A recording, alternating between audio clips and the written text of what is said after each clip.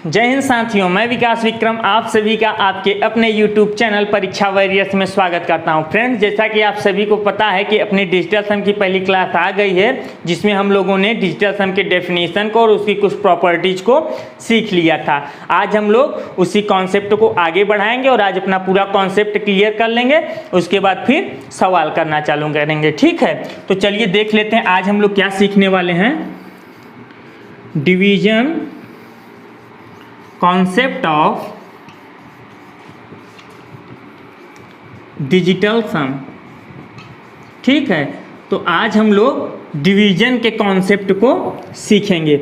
हमें केवल डिवीजन का डिजिटल सम निकालने आ जाए तो हमारा पूरा डिजिटल सम का कॉन्सेप्ट क्लियर हो जाएगा। ठीक है, तो देखिए फ्रेंड्स, समझिएगा कि डिवीजन का कॉन्सेप्ट क्या है और किस तरीके से किसी भी फ्रैक्शन का डिजिटल सम निकालते हैं। ठीक है, मान लीजिए आपके पास एक फ्रैक्शन दिया हुआ है 7/5। ठीक है, अब आपको इसका डिजिटल सम निकालना है। तो समझिएगा कि आप किसी भी फ्रैक्शन का डिजिटल सम किस तरीके से निकालते हैं। अब समझिएगा, देखिए फ्रेंड्स, अगर आपको कोई फ्रैक्शन दिया है तो सबसे पहले हम क्या करते हैं, सबसे पहले हम क्या करते हैं कि हर का डिजिटल सम एक बनाते हैं। अब समझिएगा, अगर आपको कोई फ्रैक्शन दिया है तो सबसे पहले हम हर का डिजिटल सम एक बनाते हैं, और जब हर का डिजिटल सम एक बना लेते हैं तो जो अंश का डिजिटल सम होगा, जो अंश का डिजिटल सम होगा वही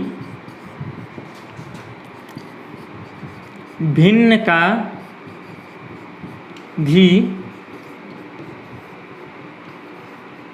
डिजिटल सम होगा। अब समझिएगा इस चीज़ को।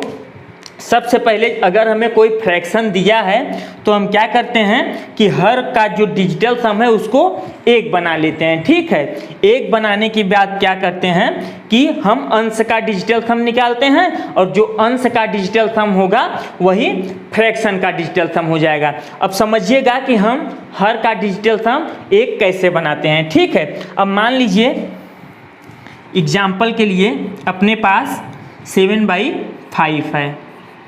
आप इसको समझ लीजिए, मैं फिर उसके बाद बताता हूँ कि कितने नंबर आएंगे और आपको किस तरीके से एक बनाना है। ठीक है, अब मान लीजिए आपके पास 7/5 है, इसका डिजिटल सम आपको निकालना है।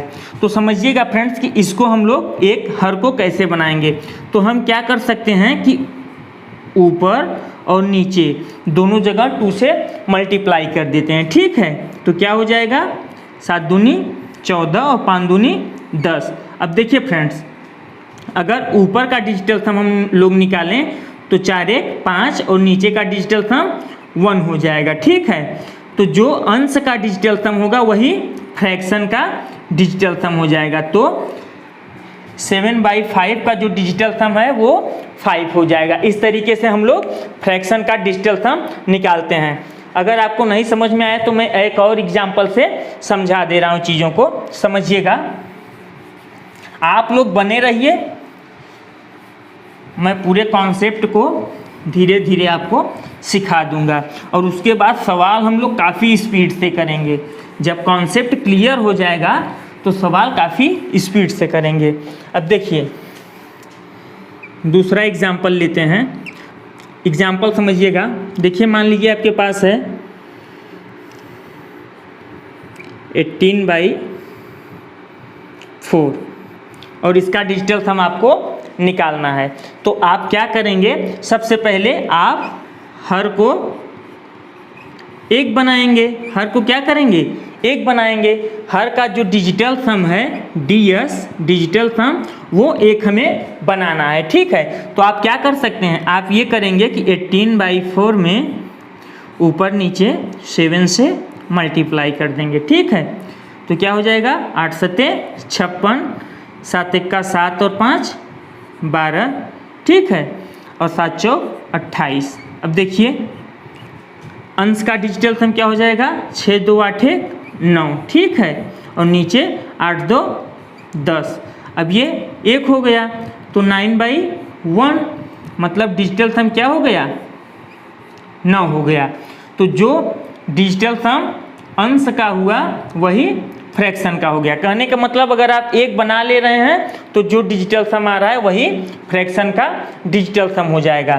ठीक है, तो इस तरीके से आप सबसे पहले हर को 1 बना लेंगे, फिर डिजिटल सम निकाल लेंगे। अब देखिए फ्रेंड्स, आपके पास जो डिजिटल सम होगा वो 1 से 9 तक ही होगा हर में। तो किस किस नंबर का डिजिटल सम हम 1 बना सकते हैं, किस किस का नहीं बना सकते हैं, इन चीज़ों को समझिएगा। अगर 1 है आपके पास फ्रैक्शन में तो डिजिटल सम हमेशा अंश होगा, ठीक, 2/5। इन चीज़ों को मैं अभी आपको समझा रहा हूँ, आप लोग केवल इस तरीके से नोट कर लीजिएगा और समझिएगा। 8/8, ठीक है। देखिए फ्रेंड्स, आपके पास अगर 1 2 5 4 7 8 ये सभी डिजिटल सम अगर हर के रूप में आते हैं तो इनको हम किस तरीके से 1 बनाएंगे ये समझिएगा। देखिए अगर मान लीजिए कोई भी संख्या है, मान लीजिए 17/2, 17/2 अगर आया तो 2 आ गया ना, 2 अगर हर के रूप में आया तो इसको कैसे हम लोग बनाएंगे 1, समझिएगा। तो इसमें हम लोग क्या करेंगे, ऊपर नीचे 5 का मल्टीप्लाई कर देंगे तो 5 2 जा 10 आ गया। जब 10 आ गया तो इसका डिजिटल सम क्या हो जाएगा 1 हो जाएगा। तो आप आसानी से निकाल सकते हैं। अभी इस तरीके से लिखने का क्या पर्पज़ है मैं इसको भी बताता हूँ। अब मान लीजिए आपके पास ये रहा एग्जाम्पल है, अगर 2, समझिएगा, आपके पास आ गया 17/5, तो अब आप हर को किस तरीके से 1 करेंगे, समझिए। आप क्या करेंगे, ऊपर नीचे 2 का मल्टीप्लाई कर देंगे तो आपके हर में क्या आ जाएगा 10 आ जाएगा। तो इसका भी डिजिटल सम नीचे जो हर है वो 1 हो गया। एग्जाम्पल 3 समझिए। मान लीजिए अगर आपके पास इस तरीके से नंबर आ गया तो यहाँ आप क्या करेंगे, यहाँ आप ऊपर नीचे 7 से मल्टीप्लाई कर देंगे तो ये क्या हो जाएगा हर में 7 चौक 28 और 8 2 10, डिजिटल सम 1 हो जाएगा। इस तरीके से एग्जाम्पल 4 समझिए। अगर मान लीजिए आपके पास आ गया 17/7 आ गया तो यहाँ आप क्या करेंगे, ऊपर नीचे 4 से मल्टीप्लाई कर देंगे और ये क्या हो जाएगा 7 चौक 28, डिजिटल सम 1 हो जाएगा। एग्जाम्पल नंबर 5 समझिए, उसके बाद मैं बताता हूँ। मान लीजिए इस तरीके से आपके पास कोई नंबर आ गया, ठीक है, तो आप क्या करेंगे कि ऊपर नीचे 8 से मल्टीप्लाई कर देंगे तो नीचे क्या आ जाएगा 8 टाइम 64, तो डिजिटल सम क्या हो जाएगा 1, ठीक है। इस तरीके से लिखने का क्या पर्पज़ है आप लोग समझ गए होंगे कि अगर फ्रैक्शन में हर जो है वो डिजिटल सम के रूप में अगर आपको 2 मिलता है तो आप ऊपर नीचे 5 का मल्टीप्लाई करके 10 प्राप्त कर लेंगे, ठीक है। अगर आपको 5 मिलता है हर में तो आप ऊपर नीचे 2 का मल्टीप्लाई करके 1 बना लेंगे। अगर आपको 4 मिलता है तो ऊपर नीचे 7 का मल्टीप्लाई करके 1 बना लेंगे। और अगर 8 मिलता है तो आप लोग ऊपर नीचे 8 का मल्टीप्लाई करके हर को 1 बना लेंगे, ठीक है। तो इस तरीके से आप लोग डिजिटल सम निकाल सकते हैं। अब कुछ एग्जाम्पल लेके हम लोग देख लेते हैं और इन सब चीज़ों को सीख लेते हैं, ठीक है। उसके बाद फिर इसके कुछ एकाक और प्रॉपर्टीज हैं उसको भी देख लेते हैं। देखिए मान लीजिए आपके पास एग्जाम्पल में है 47/43, ठीक है।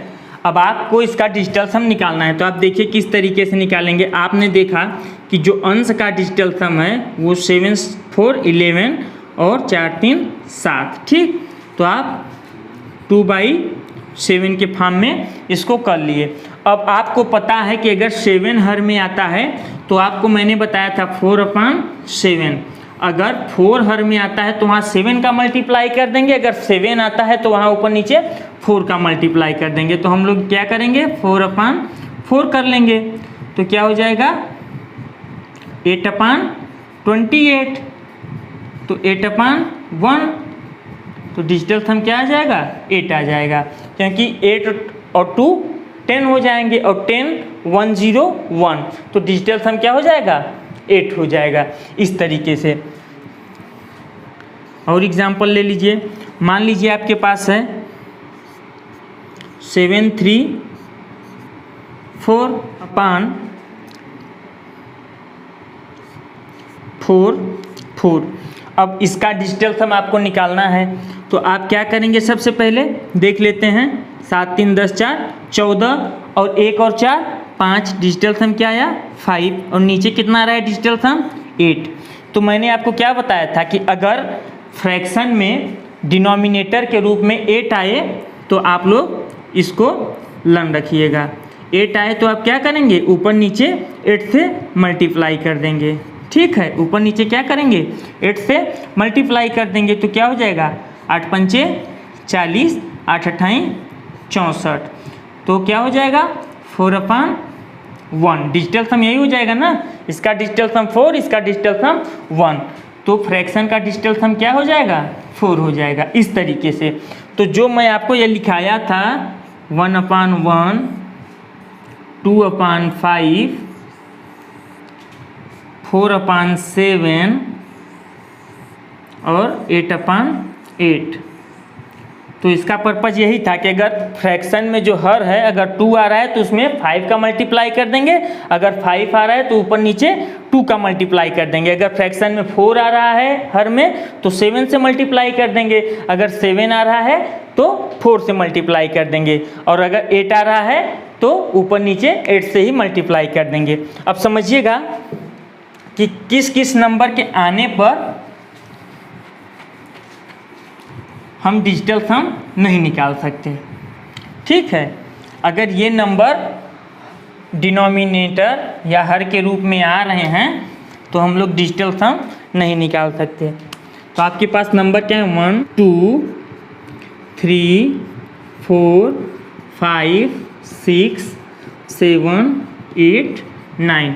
अब देखिए फ्रेंड्स, अगर आपके पास 1 आ रहा है, 2 आ रहा है, 4 आ रहा है, 5 आ रहा है, 7 8, तो आप डिजिटल सम निकाल सकते हैं। और मैंने आपको हर को कैसे एक बनाना है इसको भी बता दिया है। लेकिन अगर 3 आ रहा है, 6 आ रहा है और 9 आ रहा है, 3 6 9 अगर फ्रैक्शन के रूप में आ रहे हैं तो इनका डिजिटल सम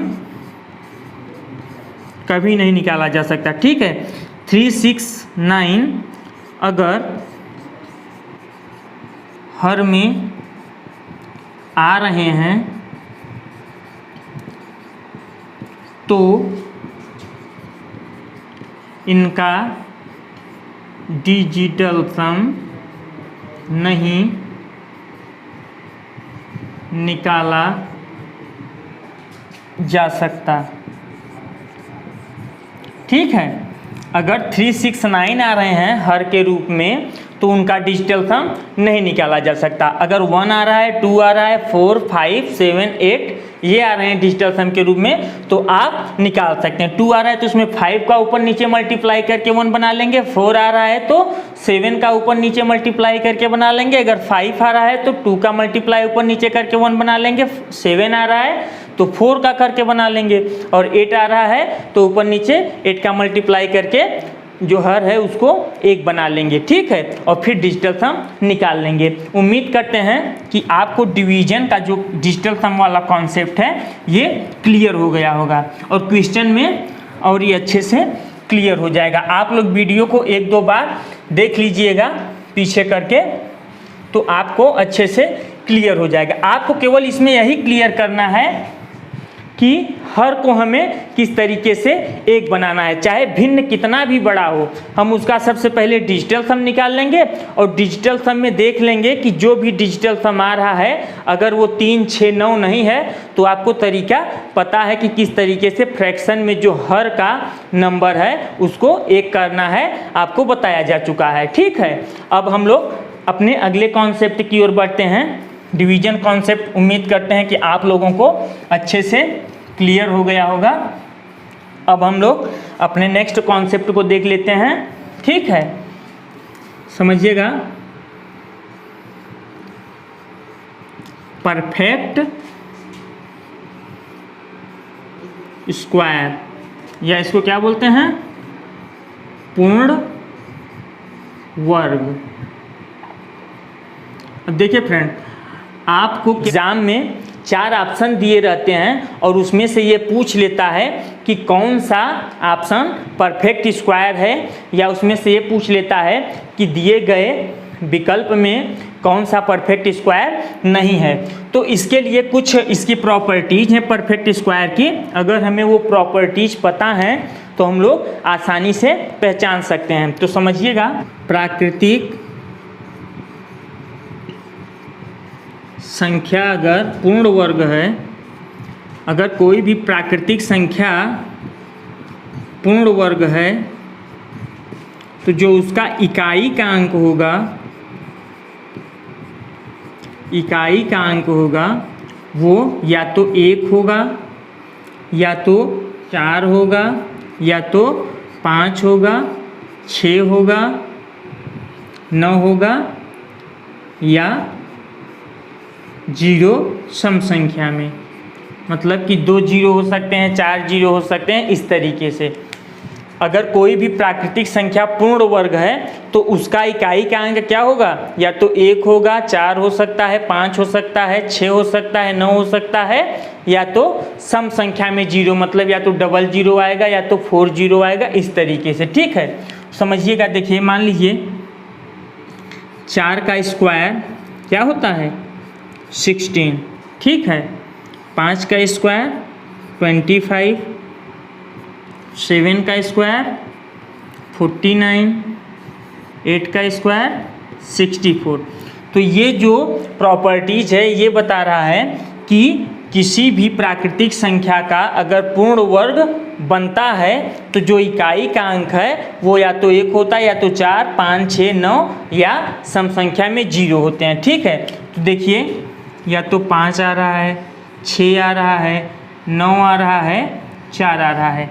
इसमें देखिए 2, 3, 7, 8, 2, 3, 7, 8 कभी भी पूर्ण वर्ग संख्या के इकाई के अंक नहीं हो सकते। आप लोग नोट कर सकते हैं कि 2, 3, 7, 8 कभी भी किसी भी पूर्ण वर्ग संख्या के इकाई के अंक नहीं हो सकते। अगर पूर्ण वर्ग संख्या है तो उसके इकाई का अंक 1, 4, 5, 6, 9 या सम संख्या में 0 होगा। ये रही पहली प्रॉपर्टी, आप इस तरीके से पहचान सकते हैं। आप ऑप्शन देखें, वहाँ देख लिए कि 1, 4, 5, 6, 9, 0 अगर दिया है तो आप तुरंत पकड़ लेंगे कि ये हो सकता है। ठीक है, अगली प्रॉपर्टीज देख लेते हैं। इसकी 2-3 प्रॉपर्टीज हैं। अगर आपको ये प्रॉपर्टीज पता है तो आप आसानी से सभी प्रॉपर्टीज को अप्लाई करके निकाल सकते हैं। ठीक है, मान लीजिए आपके पास बड़े बड़े नंबर दे दिए गए, तो अगर आपको प्रॉपर्टीज नहीं पता है तो दिक्कत हो सकती है।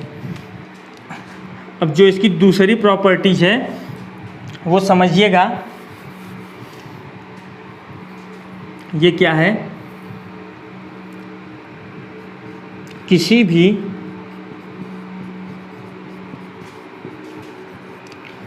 पूर्ण वर्ग संख्या का दहाई अंक सम संख्या होता है। ठीक है, लेकिन अगर इकाई का अंक 6 हो तो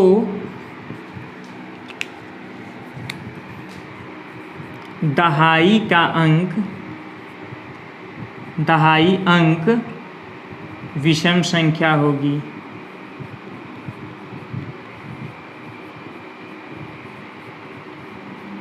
समझिएगा इस चीज को, ये क्या कह रहा है, किसी भी पूर्ण वर्ग संख्या का दहाई का अंक सम संख्या होता है। कोई भी संख्या अगर पूर्ण वर्ग संख्या है तो उसका जो दहाई का अंक होगा वो सम संख्या होगा, लेकिन अगर इकाई का अंक 6 हो तो दहाई का अंक विषम संख्या होगी। तो समझिएगा, देखिए मान लीजिए 21 का स्क्वायर क्या होता है, 441, ठीक। 22 का स्क्वायर 484। तो देखिए आप कोई भी नंबर लेके उसका पूर्ण वर्ग संख्या निकालिए तो आप ये पाएंगे कि जो दहाई का अंक है वो सम संख्या है। 4 क्या है, सम संख्या। 8 क्या है, सम संख्या, ठीक है। लेकिन ये कह रहा है कि अगर इकाई का अंक 6 हो तो दहाई का अंक विषम संख्या होगी। तो मान लीजिए आपके पास देखिए 6 है, मान लीजिए 6 का स्क्वायर आप निकालते हैं तो 36। तो देखिए ये कह रहा है कि अगर इकाई का अंक 6 है तो दहाई का अंक हमेशा क्या होगा, विषम संख्या, ठीक। अब मान लीजिए ऑप्शन में आपको इस तरीके से दे दिया कि पहचानिए कौन सा पूर्ण वर्ग है, और उसमें दे दिया ऐसा नंबर दिया जिसके अंत में क्या है, 6 है, लेकिन दहाई का अंक क्या दिया है, सम संख्या दिया है। तो आप तुरंत पकड़ लेंगे कि ये नहीं होगा, क्योंकि अगर ये पूर्ण वर्ग होता तो इसका जो दहाई का अंक है वो विषम संख्या होता। इसी तरीके से इसमें भी अप्लाई कर लेंगे। तो ये रही प्रॉपर्टीज नंबर 2 कि किसी भी पूर्ण वर्ग संख्या का दहाई का अंक सम संख्या होता है, लेकिन अगर इकाई का अंक 6 हो तो दहाई का अंक विषम संख्या होगी, ठीक है। इस तरीके से ये रहा दूसरा प्रॉपर्टीज। चलिए इसकी नेक्स्ट प्रॉपर्टीज को देख लेते हैं। आप लोग इन प्रॉपर्टीज को 1 से 2 बार पढ़िएगा, उसके बाद फिर सवाल में हम लोग अप्लाई करेंगे, ठीक है। अब इसकी जो तीसरी प्रॉपर्टीज है वो आप लोग समझिएगा। देखिए फ्रेंड्स, जो इसकी तीसरी प्रॉपर्टीज है समझिएगा, किसी भी पूर्ण वर्ग संख्या का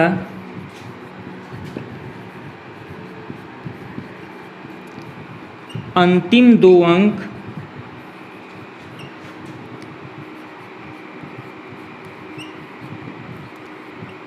वही होता है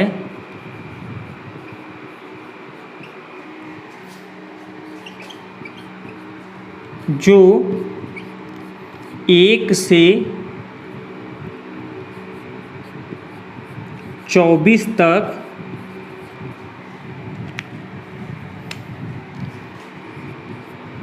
की संख्याओं के पूर्ण वर्ग का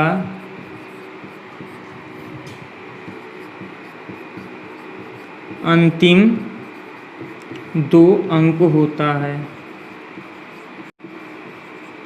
अब इस चीज को समझिएगा। देखिए क्या कह रहा है, किसी भी पूर्ण वर्ग संख्या का अंतिम 2 अंक वही होता है जो 1 से 24 तक की संख्याओं के पूर्ण वर्ग का अंतिम 2 अंक होता है। तो फ्रेंड्स 1 से 24 तक का आप लोग स्क्वायर लिख लीजिए, ठीक है। और आप देखेंगे कि जो अंतिम का 2 अंक 1 से 24 तक के नंबर का हो रहा है, 24 के बाद जितने भी नंबर होंगे उनका पूर्ण वर्ग जो होगा उसके अंतिम 2 अंक वही होंगे। जैसे समझिएगा, 1 के अगर स्क्वायर की बात करें 1, 2 के स्क्वायर की बात करें 4, 3 के स्क्वायर की बात करें 9, 4 के स्क्वायर की बात करें 16, 5 के स्क्वायर की बात करें 25, 6 के स्क्वायर की बात करें 36, 7 के स्क्वायर की बात करें 49, 8 के स्क्वायर की बात करें 64, 9 के 81, 10, 100, 11, 121, 12, 144, 13, 169, 14, 196, 15, ये सब स्क्वायर हैं, ठीक है। 15, 2 2 5, 16, 2 5 6, 17, 2 8 9, 18, 3 2 4, 19, 3 6 1, 20, 4 0 0, 21, ये सब स्क्वायर हैं, ठीक है। अब देखिए इसका पर्पज़ क्या है बताने का। 4 4 1, 22, 4 8 4, 23, 5 2 9 और 24, 5 7 6। अब देखिए 1 से 24 तक के नंबर्स का जो स्क्वायर होता है और इनका जो अंतिम का 2 अंक होता है 1 से 24 के बाद ये रिपीट होने लगता है। मतलब अगर आप 26 का स्क्वायर निकालेंगे तो इसका अंतिम का 2 अंक वही होगा जो 1 से 24 के बीच में कहीं आपको मिल जाएगा। देखिए 24 का 576, 26 का 676, ठीक है, क्या हो जाएगा 676। अंतिम 2 अंक वही है। मान लीजिए आप लिखते हैं 27 का स्क्वायर, क्या हो जाएगा 729। देखिए ये कहीं ना कहीं आया होगा 29। देखिए अब ये रिपीट होने लगता है। मान लीजिए आपको निकालना है 29 का, तो 29 का क्या हो जाएगा 841, ठीक है। अब देखिए अंतिम 2 अंक 41 देखिए, ठीक। तो कहने का मतलब यही है कि 1 से 24 तक के जो स्क्वायर होते हैं उनका जो अंतिम 2 अंक होता है वही 24 के बाद जितनी भी संख्याएं होती हैं उनके अंतिम 2 अंक वही होते हैं जो 1 से 24 तक के पूर्ण वर्ग के होते हैं, ठीक है। तो अगर आपको अंत में 1 से 24 तक अगर आपको लर्न है तो आप तुरंत निकाल लेंगे कि अंतिम का 2 अंक कौन कौन आता है, आप तुरंत उसमें से पहचान जाएंगे, ठीक है। तो ये प्रॉपर्टीज भी उम्मीद करते हैं कि आपका क्लियर हो गया होगा, ठीक है। आप लोग वीडियो को 1-2 बार देख लीजिएगा, क्लियर हो जाएगा ये भी कॉन्सेप्ट आपका। आप सबसे पहले धीरे धीरे करके पूरे कॉन्सेप्ट को समझ लीजिए, उसके बाद फिर हम लोग सवाल करना चालू करेंगे, ठीक है। चलिए इसकी प्रॉपर्टीज नंबर 4 को देख लेते हैं।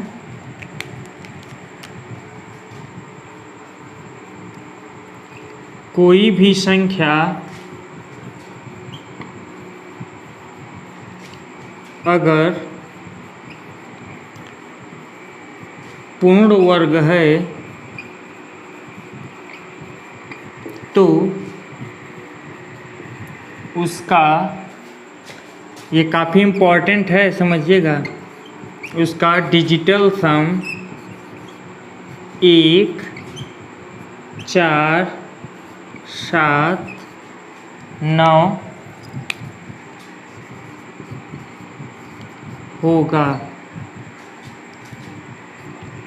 ठीक है। समझिएगा कोई भी संख्या अगर पूर्ण वर्ग है तो उसका डिजिटल सम या तो 1 होगा या तो 4 होगा या तो 7 या तो 9, ठीक है।